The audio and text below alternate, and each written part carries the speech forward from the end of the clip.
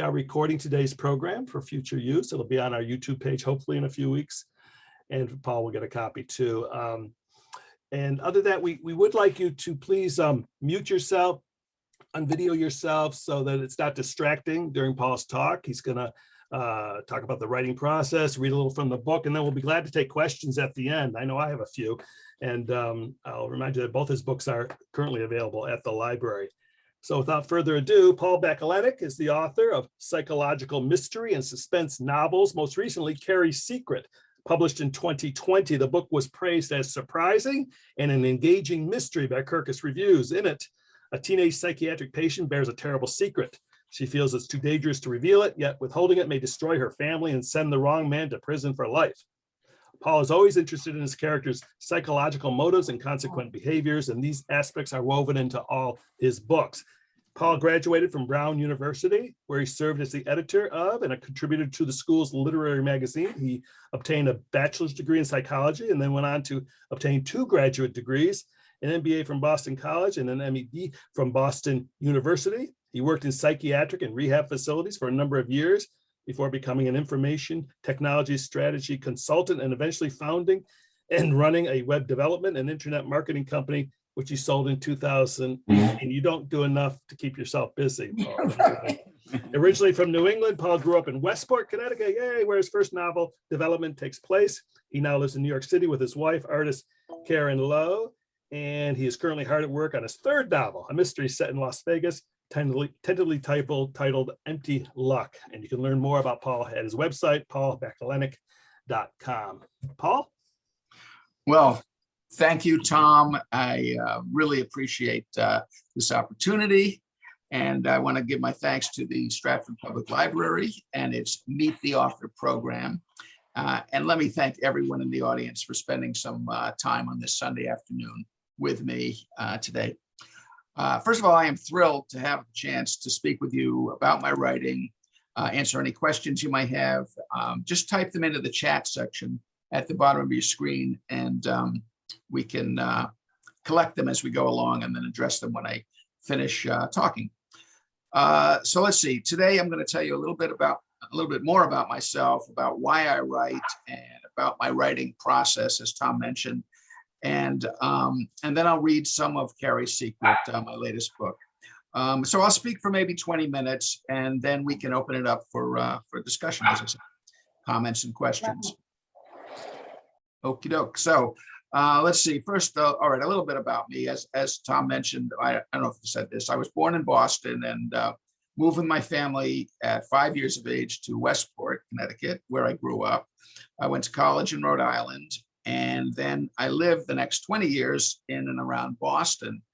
You know, in my heart and soul, I'm a New Englander. I love the outdoors, the country, the small towns, you know, and that part of the world. But now I live in New York City, go figure. I mean, New York has its benefits, surely, but I miss the whole world of woods and ponds. You know, I suppose I'm something of a traitor to my New England roots. Maybe I'll move back there someday.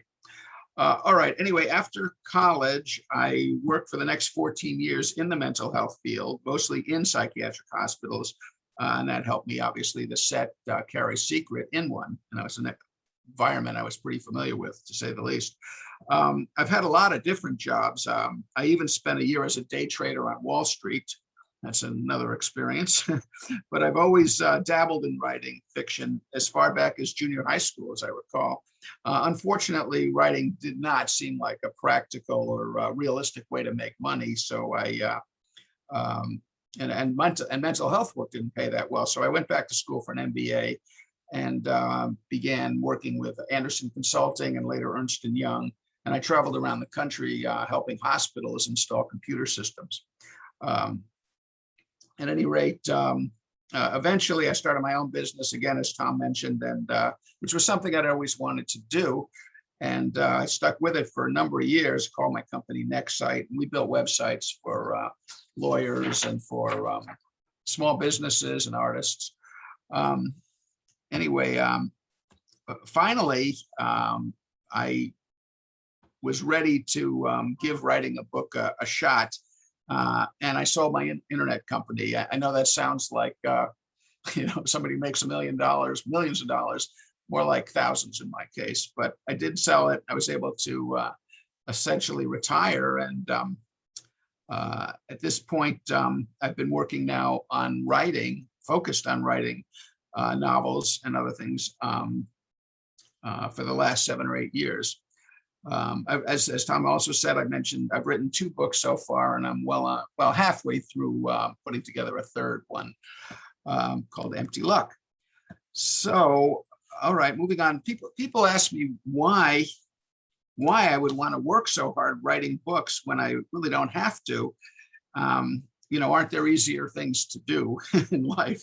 Well, obviously there are. There's nothing wrong with playing golf, with hiking, with seeing movies, or reading a good book, all of which I do like to do. But writing a good book, that is something I feel I must do. I'm compelled to do.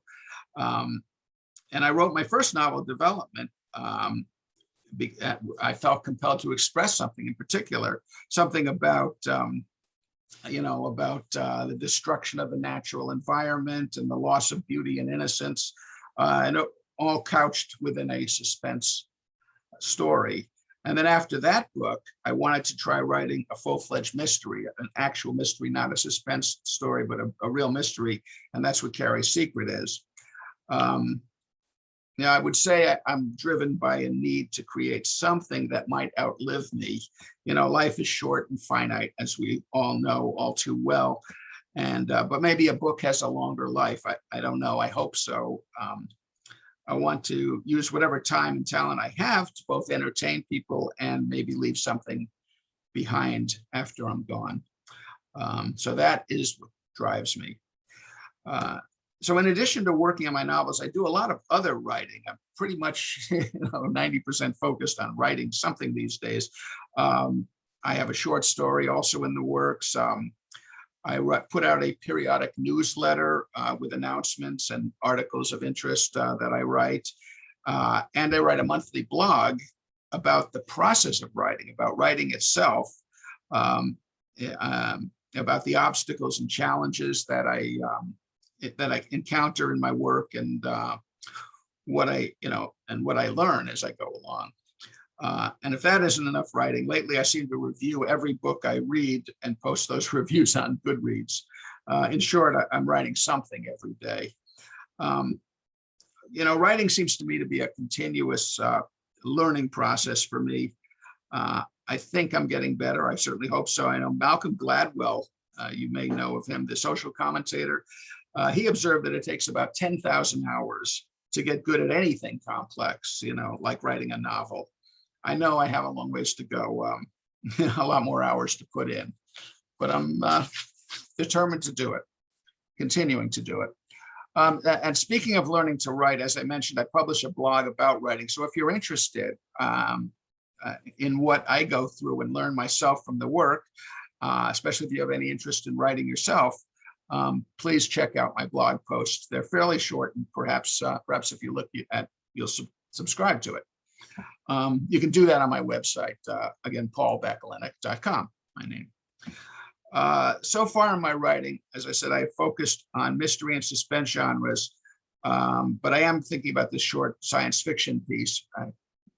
Probably better as an author to stay focused in one genre, but I seem to want to keep toying with different things. It reminds me of my artist wife, Karen, who likes to try a lot of different mediums for her art. I like to do that with my writing, it seems. At any rate, as you know, I'm going to talk today about my second book, Carrie's Secret, the Mystery. And so here's a little teaser about the book, an elevator speech, as it were, that I put together. When I need to summarize and capture people, I try to capture people with just a quick little couple of phrases. So I've written this. When her older sister is taken by force before her eyes, 14-year-old Carrie has to hide what she saw. Now, 1 year later, and nearly suicidal from keeping that secret, she enters a mental hospital where the abductor happens to work. That's the teaser. So for Carrie's Secret, as I said, I wanted to write a pure mystery. And since my first novel, Development, was more of a suspenseful family saga, it didn't seem to clearly fit in any one category, any single genre. So for Carrie's Secret, I sought to create a classic whodunit. To be completely honest, my reasoning was that I thought a book firmly in one genre, like the mystery realm, would be more marketable. So far, they're about equally marketable. Or so why set it in a mental hospital? Well, it's the old adage, you know, write what you know. I knew psychiatric hospitals. And there was one incident I witnessed that stuck in my mind from my real world experience. It stayed with me because it beautifully captured the world of schizophrenia. So I wanted to work that into a book somehow. And that's what got me started with setting Carrie's Secret specifically in a psych hospital. As it happened, I changed that incident considerably, but still it inspired me, and a modified version of it actually does show up in Carrie's Secret. So moving on, let's see. I've been asked to say something about my writing process. So let's see. Well, first of all, I confess I'm a morning person. I completely run out of creativity, let alone discipline, by noontime. So all my writing is done early in the day. Ideally, it's the first thing I do. Can't always seem to do that, but that's what I strive for, to begin the day with, you know, hands on the keyboard. As far as what my approach is, I'm mostly what's called the seat of the pants writer. That is, writing without an outline.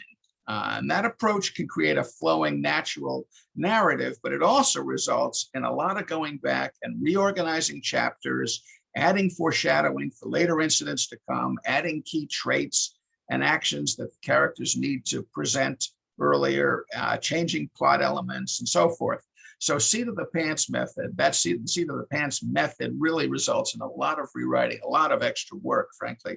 So I've learned that outlining is not a bad practice. And now for my third book, I am doing a combination of the two, writing the first half at a sort of the seat of the pants approach, and then realizing that outlining the remainder would help me to get the book finished and help me to know where I'm going before I get there.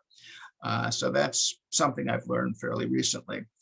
I'll share another thought about writing. I think all fiction is on some level autobiographical for any writer. I really believe this. After all, we know our own experiences best, and therefore incidents, people, and places all show up in our novels. And my characters often have traces of people I've known or places I've been, maybe not recognizable, but elements of people and places, you know, trickle into all my writing, because that's what I know. And you need to be realistic. I think being realistic is probably the number one most important criterion for my writing. I want it to be believable and real. I love exploring characters, the varied personalities of people. So in my books, dialogue plays a very important role in presenting these differences. People all have their own styles of talking, of relating to one another and expressing emotions. And I like to use different points of view as well. So in Carrie's Secret, for instance, the bad guy is always written in the first person. As you'll hear in the upcoming section that I'll be reading, you're privy to his inner thoughts, scary though they may be. And all the other characters in the book are presented in third person. The reader is more of an observer for them. Let's see, when I write, I often visualize a scene almost as if I'm watching a movie. I can imagine the people, where they are standing, how they are moving, what they are saying. It's just a matter of getting that on paper. Anyway, I'll talk more about my writing process if you want, and things I think about and what I kind of try to incorporate into the writing and how it happens. But for now, I thought I'd read a passage from Carrie's Secret. So I'll read just chapters 1 and 2. And if there's time and you're interested, I can read more of the book later. But all right, this is the beginning of the book. It's September 1983.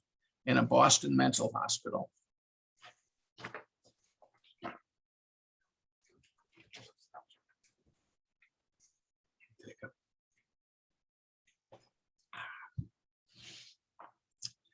All right, chapter 1. I thought I would never see Carrie Jennison again. And then she gets admitted to this hospital where I work.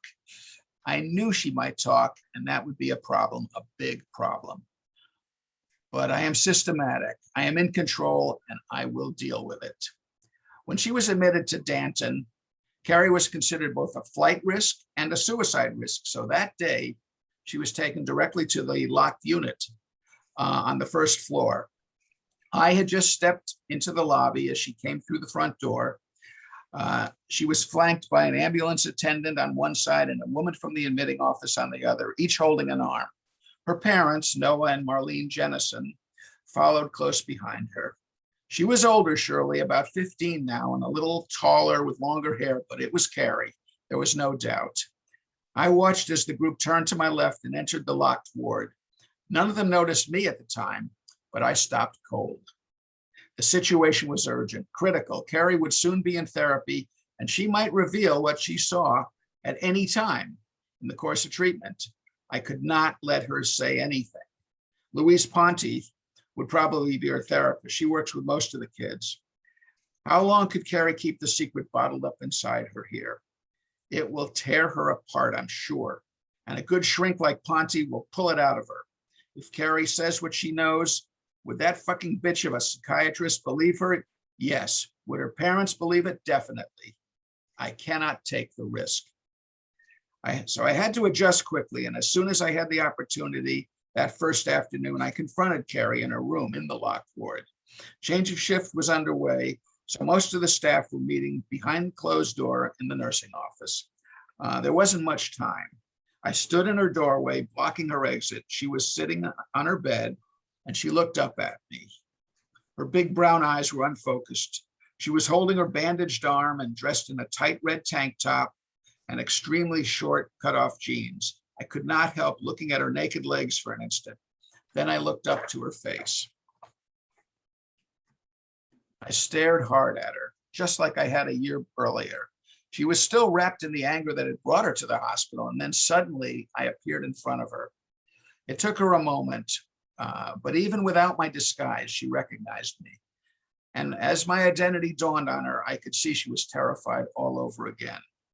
The room enclosed her. She stood next to her narrow bed and backed up a step. The only sound was the raspy breathing of her roommate, a frail older woman asleep in the other bed across the room. Carrie's eyes darted everywhere around the small space. Finally, she looked back at me. You, she whispered, barely drawing a breath. She was frozen in place once again, only this time she was confined with no exit behind her. She gathered her arms across her stomach. I didn't have to say a word. I knew she was struggling to make sense of my presence, how I could be there. I think it took all of her courage, all the strength she could muster to say, I didn't say anything, not to anyone, just like you said. And you won't, I hissed through gritted teeth. You don't know me, I don't know you. Got it? Carrie barely nodded and whispered, yes. I was satisfied I had made my point. I looked down at my watch. Staff would be spilling out of the nursing station at any minute. I had to leave, but I had no illusions. Sooner or later, she would talk. I had merely bought myself some time that I needed to make a plan to silence Carrie permanently. Chapter 2. As soon as he left her room, Carrie felt dizzy. Her legs collapsed beneath her and she fell back on her bed. Although she was angry to have been brought here, she harbored the tiny hope that coming to the Danton Morris Institute might allow her to help her older sister and feel better about herself. Maybe at last she would tell what she knew, and that would save Wendy and bring her home. She loved her sister and longed to be with her again. But the same man who had terrified her a year ago, who had haunted her thoughts ever since, was here in this hospital. He had stared straight at her, not moving and threatening her with his cold eyes. Her body shook with fear and confusion as she pictured his face in her doorway. And though shocked and terrified, one thought was clear to her: don't say a thing. Her tormentor had been gone only 10 minutes when Carrie suddenly bolted from her room, running to the exit door of the ward. It was locked and she banged on it feverishly. "I need to get out. I need to leave," she shouted. Jared Appleton, a psychiatric aide, was seated in the hallway right alongside the room when Carrie dashed past him and crashed into the locked door. He leaped up and ran to her. "Carrie," he said, "calm down. You need to stop. Everything's okay." "Let me out," she yelled. She was quaking, her eyes big and frightened. It's dangerous." "It's okay. You're safe here," he emphasized, reaching down to the small, quivering girl and gently turning her shoulder. "It's all right," he said in a softer voice. Carrie seemed to wilt. Her legs weakened and she leaned against the door, looking still smaller than her 5'2" height. "I'm scared," she whimpered. "Just come back with me," he said, as he led her by the arm to her room. "You need to stay in here, Carrie. Quiet now. It's okay. I'll sit with you." She sat down hesitantly on her bed and he sat next to her. "What's wrong?" he asked, but she just shook her head. He stayed with her for the remaining few minutes of his shift. "I have to go," he told her, "but someone will be here with you. It'll be all right," he repeated. She did not look at him as she sat there trembling. He left her, and on the way out, stopped by the nursing station to tell the evening staff to be sure to watch her. At dinner time that evening, and again at breakfast the next day, a meal was brought on a tray for her, but she would not eat anything. She remained on edge throughout the day, and late that second afternoon, she attempted to escape the ward once again. This time, she tried to run right through Jared, who had been watching her from her doorway. When she slammed into him, he blocked her, and she fell backwards, striking her head on the bed frame and landing with a thud on the linoleum floor. As she lay there, momentarily stunned, Jared ran in and crouched alongside her, cradling her head. Nicole Boudreau, a young nurse, saw the incident from the hall and rushed into the room. Carrie had a small cut on her forehead where it had hit the hardwood of the bed. Nicole understood what Jared had done. It was an accident, she knew, and she was moved by the compassion he showed for the young girl immediately afterward. Nicole left to get a damp cloth and a first aid kit. On the other hand, Barbara Hannigan, the day shift charge nurse, who was Jared's immediate supervisor, blamed him. She strode in and glared at him, holding Carrie's head, which was bleeding slightly. He tried to explain that she had rushed at him and he needed to stop her from leaving. But Barbara was annoyed with him and ordered him to go to the nursing station. "I'll talk to you later," she told him as he stood and walked out. Barbara was a large woman, and she easily lifted Carrie off the floor and onto the bed, where she examined her, finding a small cut, nothing serious. Nicole returned with her damp cloth and dabbed at Carrie's forehead. Both nurses thought Carrie was more frightened than hurt. Barbara assured the girl that she was indeed safe, but Carrie shook her head. "I hate it here," she cried. Over the following days, however, Carrie became much calmer, or at least more in control. The locked ward has a way of shaping behavior, and with time, it gradually did its work. The consensus was Carrie was getting better. Everyone knew she did not belong in the locked ward for long. And that's the beginning of Carrie's Secret. So at this point, I hope you found that interesting, and leave it to Tom to see if we have any questions or comments that we can respond to. We definitely do, Paul. I'd like to get the ball rolling just by asking you, I just finished the book a few days ago, and it really is a fun read that keeps you guessing, and the pages turn very quickly. I told Paul, whenever I see a book that's over 300 pages, I just say, "Oh, good Lord." But this one, there wasn't a problem at all, and it moves so well. A lot of fun. I love that it's set in a period in '83, because automatically you get rid of the cell phone, which I think is so annoying. Cell phones are in modern stories, and everything's solved with the cell phone. You can always just Right. look it up. And so was that a conscious choice, or did you just want to go back to the time when you were working in that environment? I think initially I really just wanted to go to an environment I knew well, and not that psychiatric hospitals have changed very much. As far as I know, in many ways they're sort of fixed in time. There not have been great advances in that branch of medicine at all. So it's probably pretty realistic today, except for things like cell phones and a lot of computers everywhere. So no, it wasn't a conscious choice, but I'm kind of glad I made it, because I always feel a step behind whatever the technology is that's current. So I'm always afraid I'll get something wrong. So I do tend to set my books in earlier times. I hear you on that. All of them. Yeah, it really has a wonderful sense of place, which I credit to you working in that environment. I would guess that 90% of the book takes place in the hospital. Is that fair, do you think, or is it less? Let's see. No, I would say about 50% of it does. It seemed like a lot went on there. Well, a lot did go on there. It was a lively place, good and bad. Right. No, it really did take place, though, after a series of incidents that befall Carrie, and she is moved from the hospital. And eventually, well, I don't want to be too much of a spoiler here, but just to say that later on in the book, at least most of the second half no longer takes place in the hospital. Right. Oh, right. Yes. We stay in Boston, but Boston area, but we leave the hospital. Fun. Yeah, we have a few questions here. Paul from Wendy wants to know, do you jot ideas down on paper as you think of them during the day, or you just sit at the computer and the words come to you? Thank you, Wendy. Incidentally, you're not the Wendy in the book. I just liked your name. Oh, that's a good question. The older sister. Well, I'm glad that, because when I we're cousins, I have to tell everybody. Yes. And when I was growing up, I did not like my name. So I love the fact that I see Wendy names used. I don't know why Wendy. Now I can't explain why names come to me. I just saw her as Wendy. Hi, Wendy. Hello. Anyway, I lost my train of thought. What was the question, Tom? Oh, sorry. Do I write things down? That's right.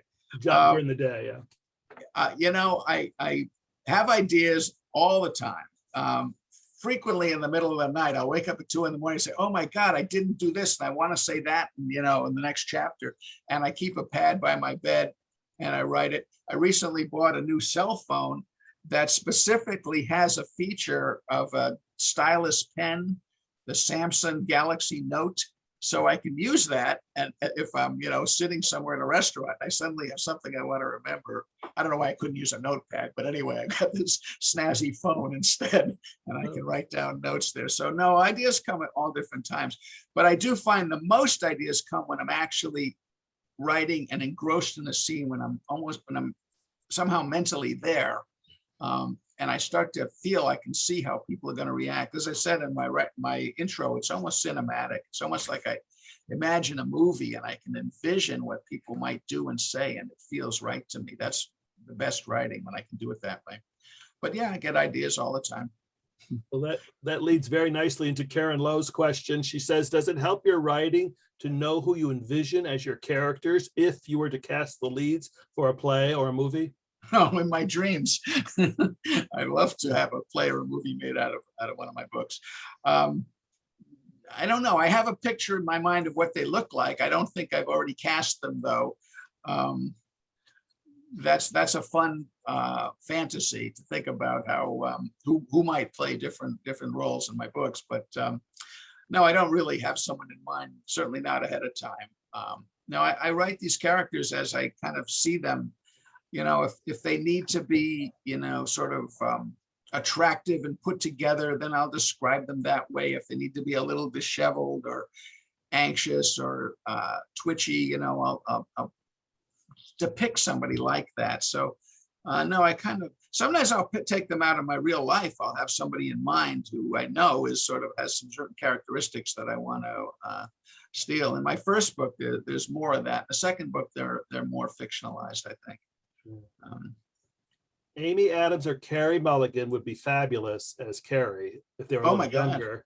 Yeah, and Harvey Bardem as the villain, I think, would be terrific. But that's a good villain. That's a pretty good. We're gonna get a cast for you, and it's got to be optioned pretty soon for a movie, don't you think?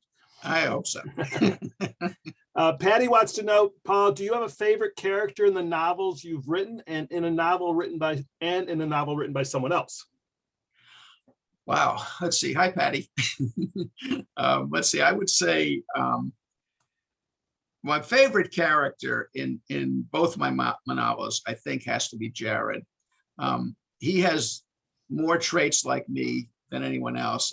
I don't look like Jared, who happens to be tall and quite good looking, but he's the one that I most identify with, and I think for most of my books now and in the future will likely have him, and then assorted friends and people he's known in his life, his family and acquaintances. But I don't know. I mean, I like them all. I like Carrie herself. She's pretty spunky, tough little person, and you know, she's been through a lot, and she endures and shows a lot of strength and character. So I like her a lot. Yeah, those two probably are my favorites so far. In my first book, which maybe people haven't seen, Development, there's a character, Dora, who I'm pretty fond of also.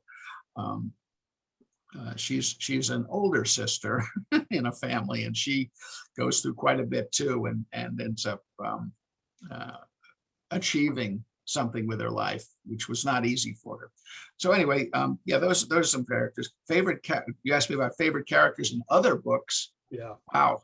I'm not prepared for that one. Let me get back to you on that. I'll have to think about that. I don't know.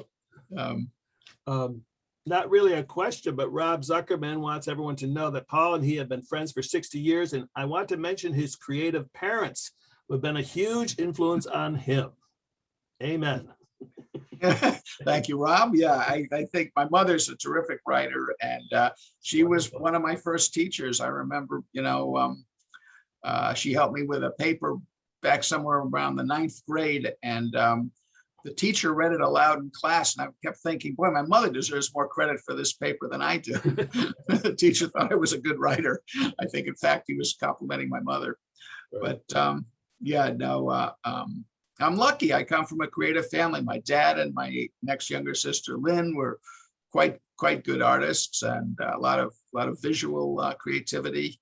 My sister Lisa's a wonderful musician, dancer, and my youngest sister Kimmy is a wonderful poet, amazing poet. So, you know, we're all in the arts in some fashion now, and I think that's an interesting trait that we Backalennicks, I guess, possess, one degree or another. Yeah. Am I right, Paul, that did your wife do the cover art for Carrie's? Well, I really did it. Mm-hmm. But she's a very good critic. She, you know, and I, you know, count on her for feedback, and I made adjustments and so forth. So yeah, based on her comments. So it's a collaboration, the graphics. Right. That's for sure, on both books, really. Yeah. And on the next one as well. Yeah, I think Rob has a question. Go ahead. Hey, Rob. Hi, Paul. I just wanted to say that, you know, we've been friends a long time, and Paul's always been creative.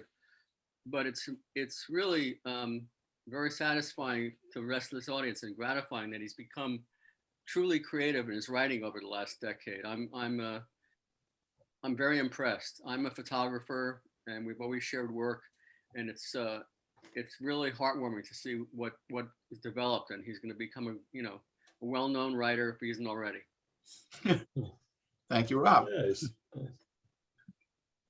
Do you have any influences, Paul? I couldn't help but think that the title of this current book is an homage to Stephen King, but I could be wrong. Oh no. That's an accident. You know, like choosing the name Wendy. Carrie just came to me, and I liked the name.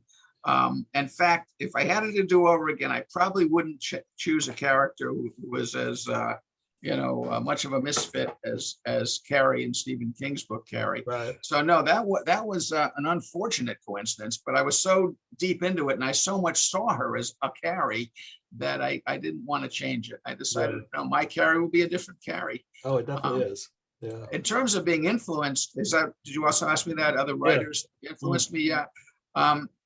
Well, I'm a big fan of mysteries and detective novels and police procedurals, those kinds of real world, where that sort of hard-bitten detective, or private eye, goes out into the world to solve a crime and do good despite his own shortcomings. I love that kind of theme of a book. I haven't really written that sort of book, but I like that idea. And so in that genre, I really like, well, Michael Connelly is a favorite.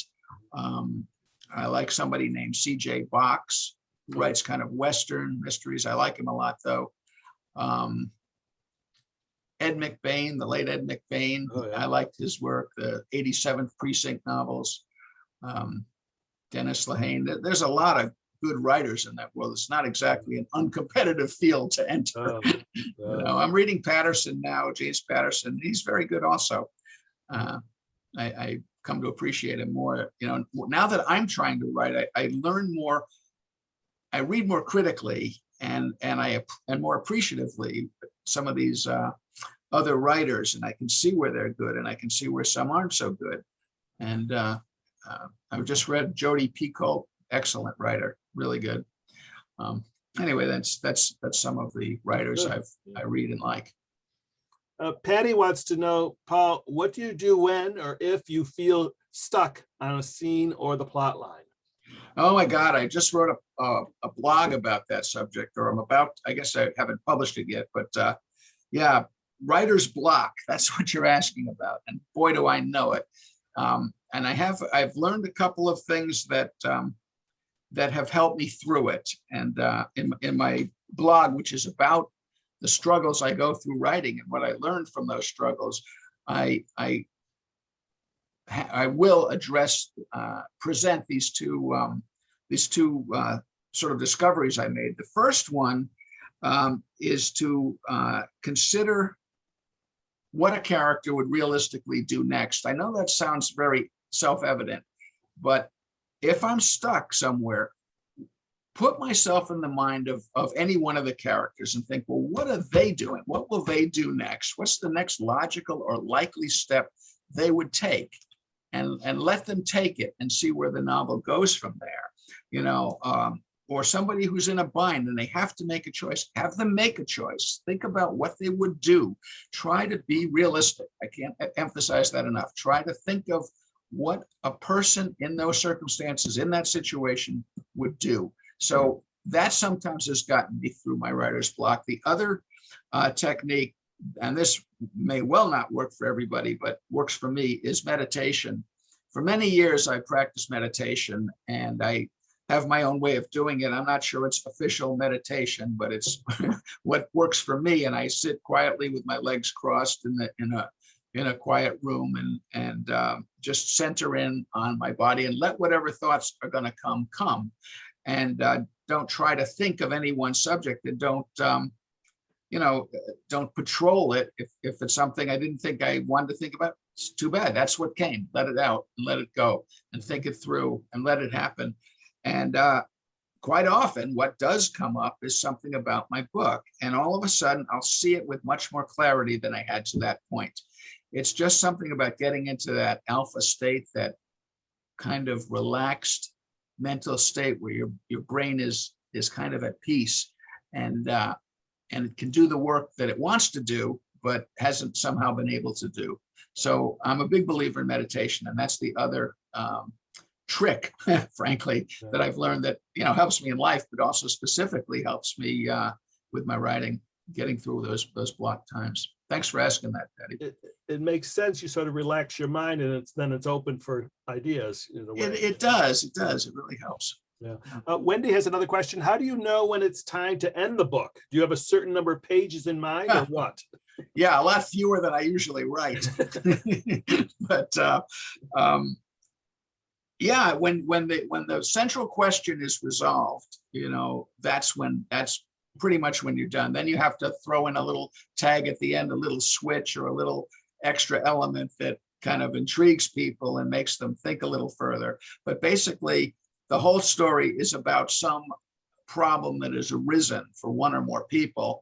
And there can be subplots that also have to get worked through to some degree. But really, when you get to that final resolution and they've worked through whatever the problem is, and they either die or go on to the rest of their lives, then you're ready to finish it, or I'm ready to finish it. So yeah, I somehow know when I've gotten to the end, and it's very frustrating if I've written 85,000 words and I still haven't gotten within sight of the Right. end. Yeah, But yeah.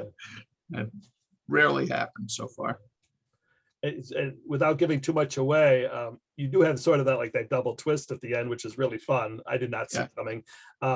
Do you leave it open for a sequel? Do you ever think about that, or don't you like the idea of doing sequels? Oh, I do like sequels because I like my characters. Mhm. I kind of get fond of them. And so then, my first book, I mentioned the character Dora. My mother has asked me ever since she read it, well, what does happen to Dora? What happens to her? So in my third book, we have a whole section where we go back to Dora 8 years later and Oh, find out great. what happened to Dora, specifically an homage to my mother. Oh, nice. So Oh, great. she can find out. I love But that. yeah, no, I like to, keep people going. I mean, Jared's life is never settled. He's somebody that we keep coming back to because life rarely, gets, comfortably settled and finalized. You've always got something you're Yeah. growing or struggling with. And that's a process of living. So I like to have that be the case for at least some of my characters. Jared's like that classic Hitchcock character, isn't he? Sort of in the wrong place, the wrong time. He's the wrong. I mean, I never suspected him. I don't know if you're supposed to or not. I don't No. know, but he's so he's kind of endearing in his own way. He has so many issues, Yeah, he does. Life is not easy for Jared No, in any not at all. regard. And he's unfortunately unfairly targeted Yeah. in Carrie's Secret. And he has quite a struggle to move on to survive it. Yeah. Hey, I'll open it up. And anybody wants to unmute themselves, you have another question before we say so long to Paul? We've still got plenty of time. If anybody would like to, any final questions? I don't see anything in chat right now. So if there's anything No else, feel free. question, but this has been a treat just to see these people in person from across the country here. Oh, But I was going to comment, on the how to end the book. A lot of books that I read, by the time they come to the end, they seem to just sort of, God, I got to finish this, and I'm just going to tie it up in such a way. And sometimes it's not a realistic or a satisfying ending. I think they just get fed up with it, or they don't really know how to end the book. Yeah. I see that a lot. I read a lot of books that have strong beginnings and weak endings. And Yeah. boy, do I want to avoid that. I think that is just so disappointing for a reader. Right. I know. It's hard to end a book. You've got to figure it out. That's where outlining helps. You can figure out what's an effective ending, and then how do you have to structure the book on the way to get there. So I'm sort of learning that in this book at long last. Yeah. Hey, Paul, Karen wants you to give us a teaser about Empty Luck, your next book. Oh boy, I haven't written that teaser, Karen. But let's see. Empty Luck is something about four naive guys going to Las Vegas, and one of them is a petty criminal and steals money from a mafia don, and he just, he couldn't make a bigger mistake if he tried. And then what transpires after that, how much deeper into trouble he gets, and he drags his brother and his two friends into it, and how or whether they will all escape the mess that he has made for them. That's not a good teaser, but I'll with a better. Pretty good. That's kind of a little bit of a taste of that story. Right. It's still evolving. It's proving to be a hard one to write, to be honest. Well, maybe you have to go out to Las Vegas to research it more. Yeah, that's a Let me good know if you assignment. go. Okay. I love it out there. I think it's a Right. great spot. But yeah, maybe that's what I need to do. Take a field trip. Right. Karen thinks it should also include Jared. It does. Jared's Oh, it there. does. Oh, good. Oh yeah. See, as I said, he continues to appear. Yeah, Jared's a central Oh, you figure. did say that. That's right. Yeah. Yeah, he's a central figure there. Oh, great. The Okay. next book. Oh, Um, wonderful. so- Anything else from folks? Anything? Paul, Yeah, I have one. yes, go ahead, Hi. please. Hi, Have Diane. I unmuted? Paul, can you hear me? I can. So Hi. nice to see Yeah. you. Nice. But I'm sorry, my dog's barking with me. When I've read mystery novels, there are like subtle hints sprinkled in throughout the book that upon first read you wouldn't catch, and then you go back and you go, aha. So that's where it's leading. Have you structured your book that way? I have tried to. That's one of the keys to a good mystery, Diane, as you know. Yeah, I tried to put in some little hints, but as Tom said, it's pretty hard to guess who the bad guy is, who really did it. Yeah, I mean, I think if you go back, well, you tell me, Tom, you read it. Do you think there were any clues as to who was the? Yeah, and I think there was a big one, and I think I got part of it, but then I realized I can't say it without giving away too much, but the double twist is a big part of what I did. I thought I got half of it right, but it's really fun. I kept going back and forth amongst all of them. There's some, yeah, when you think back, yeah, there's enough going on there that you said, oh yeah, little tips. Yeah. I'd like Thanks. to speak up about something. And how many times did you revise, rearrange chapters, lest people think this is a start to end writing exercise, produces a book? Yeah, well, that's a good question, Karen. I mean, I definitely was a seat of the pants writer for both development and Carrie's Secret, and it taught me a hard lesson that I didn't learn the first time around, but I certainly learned by the time I struggled with my third book, that figuring out where it's going to go is a big help. And as you asked, I did restructure a lot of Carrie's Secret. For example, the first chapter was originally the 8th chapter, and the 12th chapter was originally the first chapter. Wow. So I'm moving them around like chess pieces to make it, flow, and also to start with the action. The thing about Carrie's Secret, which you want to have in a mystery, and probably in any novel, is to introduce the problem in the first chapter. Who are the key figures, and what is the issue? So by starting with Carrie coming into the hospital and being confronted by her sister's abductor, those are the most important characters in the book. Yeah. And you see them on page 1, and you see the problem. You don't know what she exactly saw and what she's not revealing, but at least you know that there's a big problem there, a big secret that she can't speak, that she's risking her life if she does. I mean, all the elements are presented right away. So I moved it around, so I achieved that, but I had to learn that, and juggle chapters accordingly. So that's my answer. Anything else, folks?